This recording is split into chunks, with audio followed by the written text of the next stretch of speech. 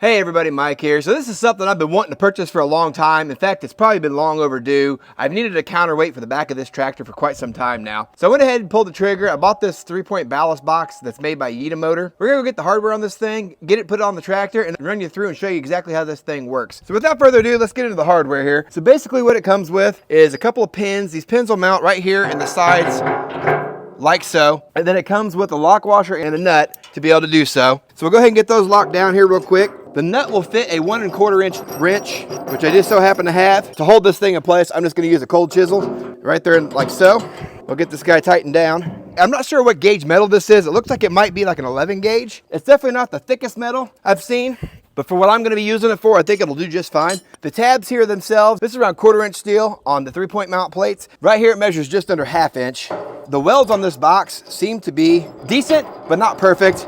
Honestly, I probably could do a better weld job myself. For the price and the fact that I didn't have to spend hours designing this box, I'm not gonna complain about it too much. But time will tell how long this thing lasts. I don't plan on beating the heck out of it, to be honest.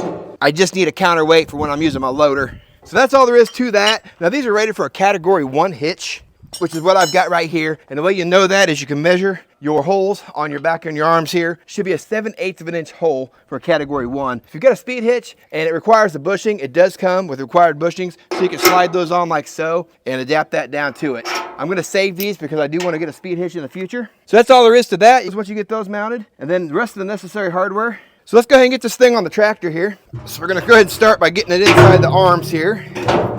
There's one. This box is rated to go up as high as 800 pounds, so it depends on what you want to put in it material-wise. You can load this dude down with everything from sand to rock, gravel, whatever you got laying around the property, dirt, snow, you name it. You can also go a step further and make it permanent and put concrete in it, which is what I'm going to eventually do at some point. But for sake of our demonstration right now, just to show you how this thing works, I just want to go ahead and get it mounted on the tractor. So now we'll get this pin here in the top, which is also part of the included hardware. Comes with a cotter pin as well. And if you need to adapt that to a larger size, it does also come with the bushing for that top arm as well. And then you can adjust your arm here, depending on how your box is angled, get that thing leveled out.